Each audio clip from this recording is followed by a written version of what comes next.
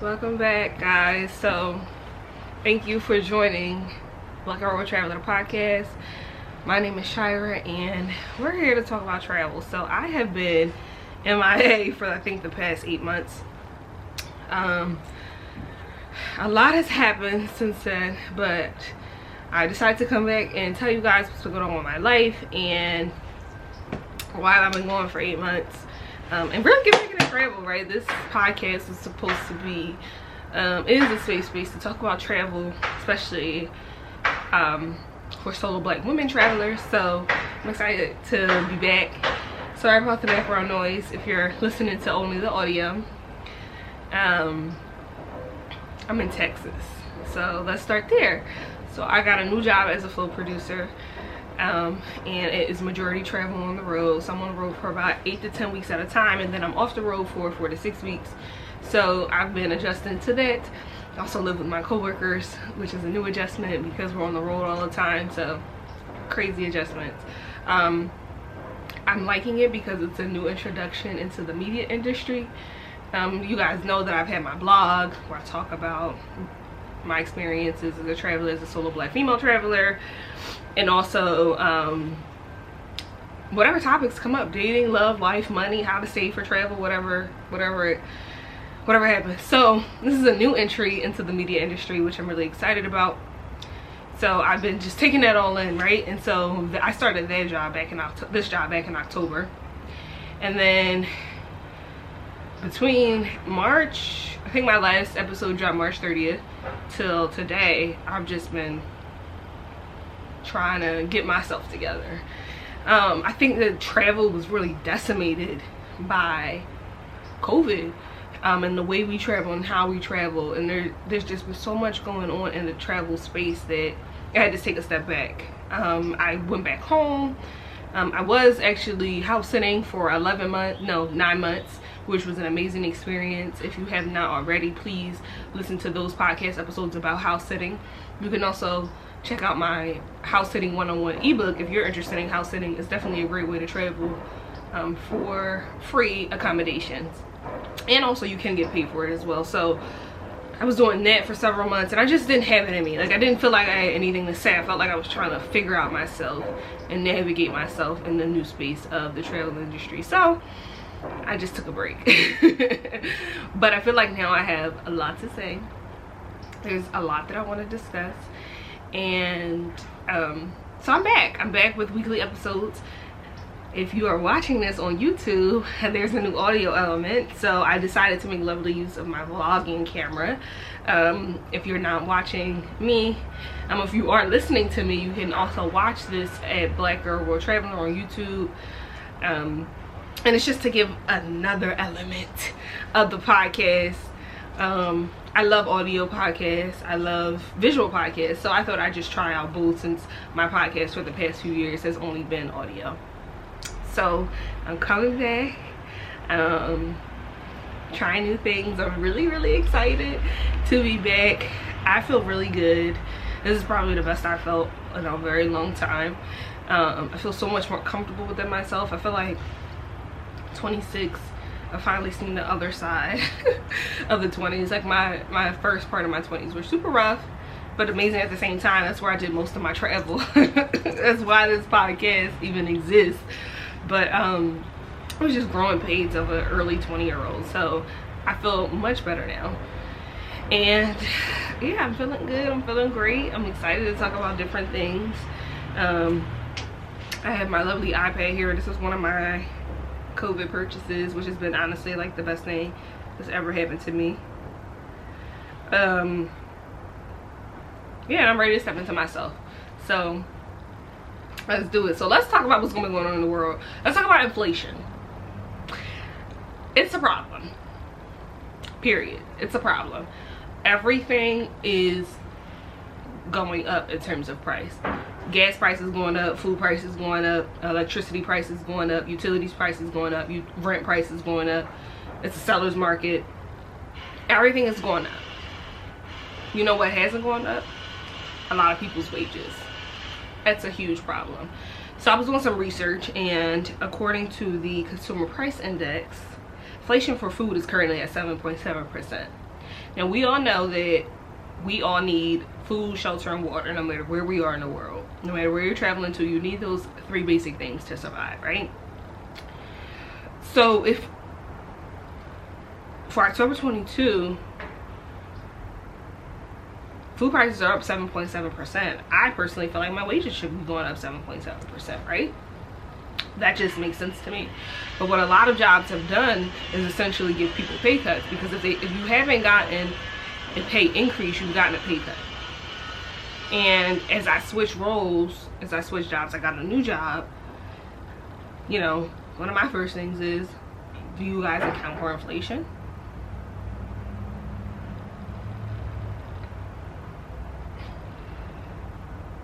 The answer is no.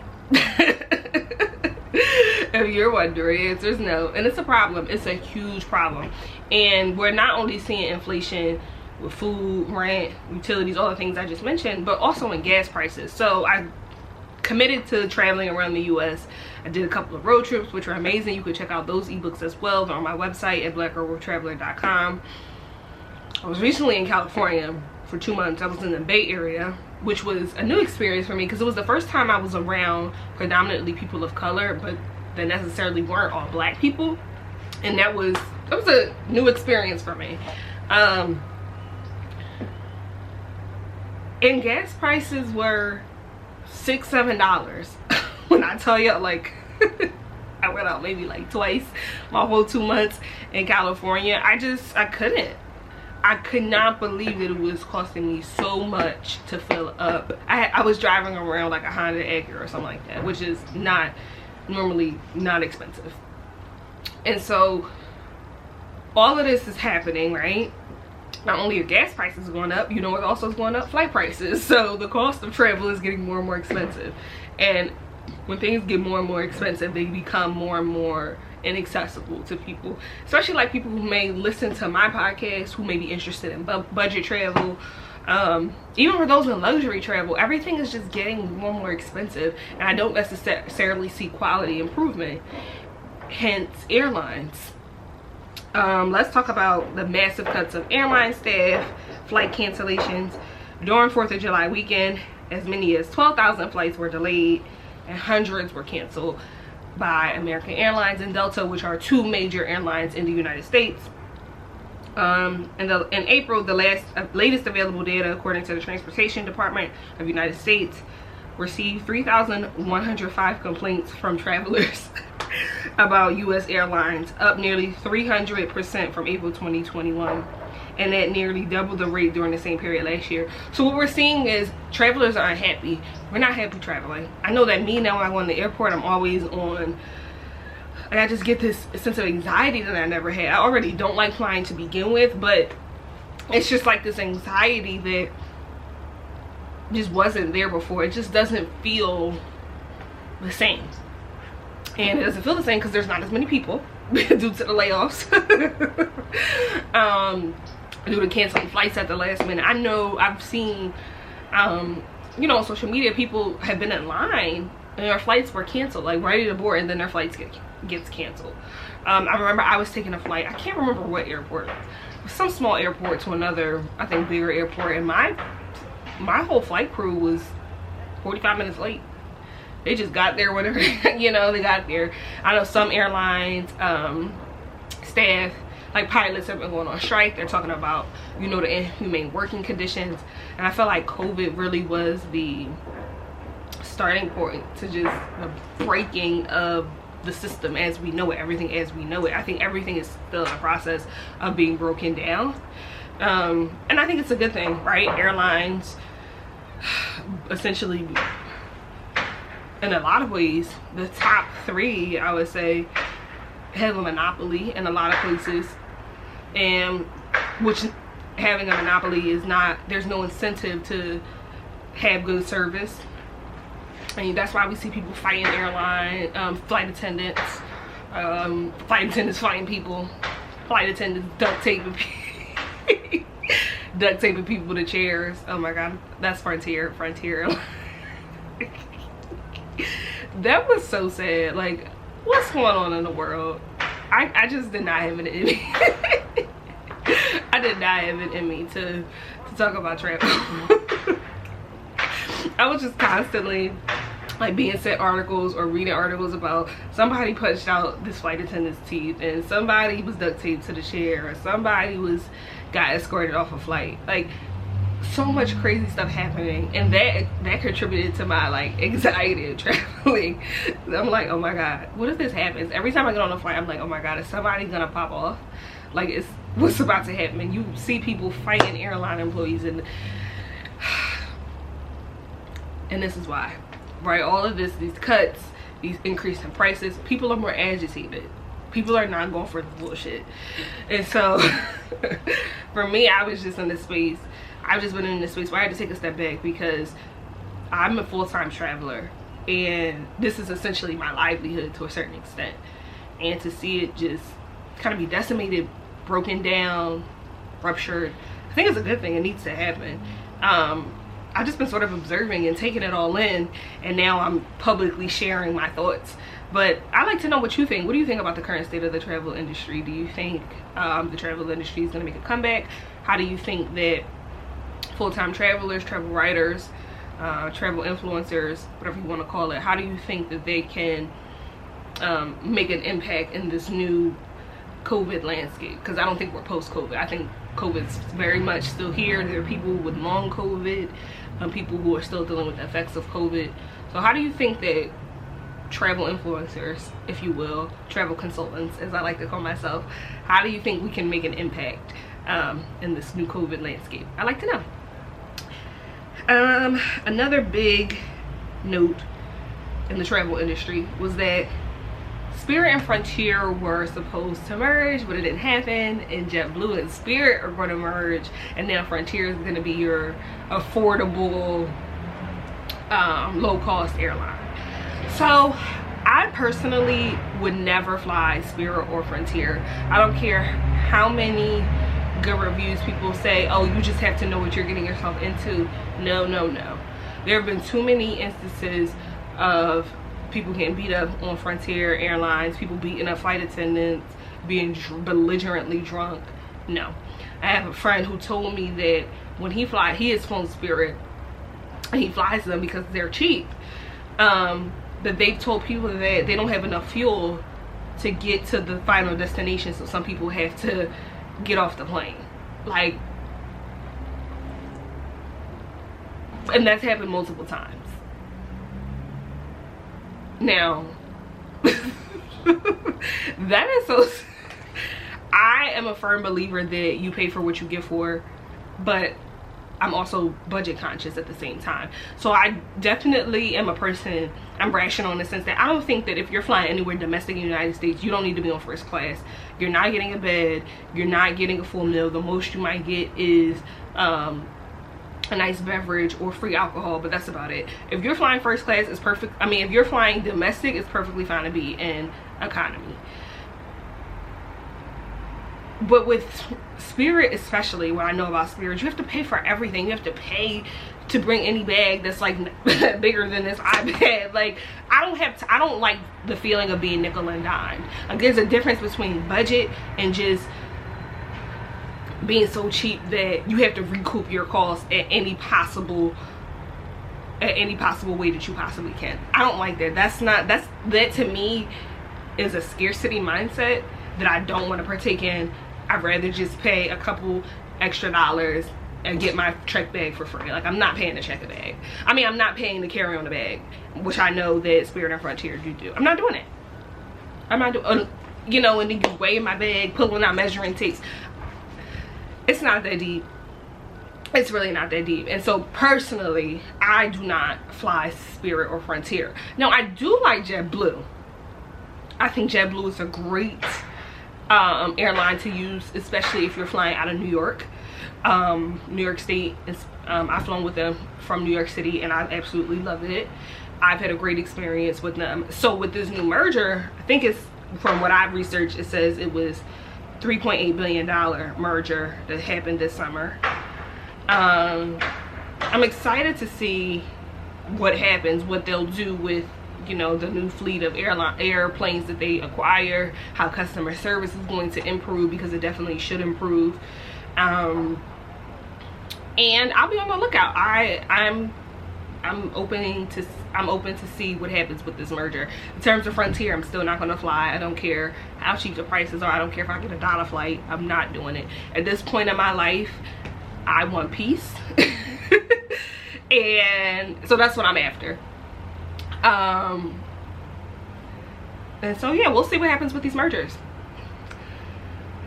Oh, another thing that I forgot to talk about, where people are just fed up. Let me spin the block real quick. Or people are quietly quitting their jobs. So quietly quitting is when you quit in your heart, I like to say, but you still work at your job, and so you do less work, you do the bare bones minimum, and you know, you just quietly quit in your heart. Like, you just there to get a check and that's it, until you actually quit. Like, once your heart follows, soon your feet will. And I love this personally, because I'm of the belief that fuck these jobs. You know, these jobs don't want the best for you. They are there to get as much labor from you as possible at the lowest possible price. And it's up to you to take control of your future. It's up to you to get paid what you're worth. But you know, sometimes you're not in a financial place to quit a job, and I completely understand that. But you also don't want to give more than what you're getting out of a job, or you just want to give the bare bones minimum, or you don't want to give anything. You still want to get paid. I'm all for it. You know what? Get it how you live it. I think the concept of quiet quitting is also another remnant of COVID and the rupturing and breaking down of society, because people are just tired.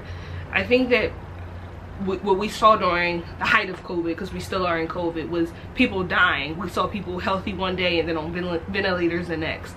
Life is not promised to anyone. We're all gonna die. And so if your #1 goal is your pleasure and, you know, spending time with your family and doing more of the things you love, then absolutely quietly quit. The job is a job. We're all gonna die. That's the only thing that's promised to us all, is death. And when you need to use a job to pay your bills, or you need to use a job to get another job, to get a better job, I'm all for that. And so I think quietly quitting is, you know, a perfect way to preserve your peace while still making a bag. So I'm all for it. You know, my new job, I am learning so much. I am fully present, but ultimately my goal and why I'm here is to protect Shira and to preserve my peace and to pay my bills and to save enough money so that I can, and invest enough money so that I can be able to travel long term. And so I think that how we see jobs you can use a job to get everything that you want out of this life, right? Like, you can use a job to teach you how to be a boss if you want to be your own boss. You can use a job to pay your bills. You can use a job to ascertain the savings goal. Like, I know for me, I was like, I wanted $10,000 in one of my accounts, and I did my calculations as we're about to go into a new year, and I'm gonna have $10,000 in one of my accounts, and that's thanks to a job, right? A very specific purpose that I'm using a job for, and it is okay to do just that. I'm of the belief that you shouldn't have to give any more than you have, and you know, don't let anybody take your peace. Your happiness and what you want, all your heart's desires, if that's outside of the context of your job, save what you have for yourself and give them whatever you got. Give them the remnants. You know, do what you gotta do. But I'm all about, in this new season of life, putting myself first. I think that self is so important, and leading with my heart. That's one thing that I've learned in yoga. I've been doing a lot of yoga, and just leading with my heart. So trying to fulfill all my heart's desires, finding out what makes me happy. And I'm able to do that now on the budget of a job that I have, a regular 9-to-5 that I have, and that's great for now. But you know, it always won't be. And so if I can use this job, excuse me, to give back to myself, that's a win-win. You know, I've won. I've accomplished a great feat. I've while ultimately staying true to myself. And so I just encourage you all to stay true to yourself, do what your heart desires, get all that you want out of this life and whatever that looks like for you, while not infringing on anyone's else right to do the same thing, and just love and lead with your heart. So I'm back. That's my I'm back episode for, I know I've been saying I'm back for the longest, but I really am back. Next week we're going to talk about the debacle of Airbnb. Airbnb needs their own episode because they have been absolutely ridiculous. Prices have gone up, $200 cleaning fees, we're getting into it all. And so be on the lookout for next week's episode. Thank y'all so much for rocking with me. I'm Black Girl World Traveler, and I'll see y'all next week's episode. Peace.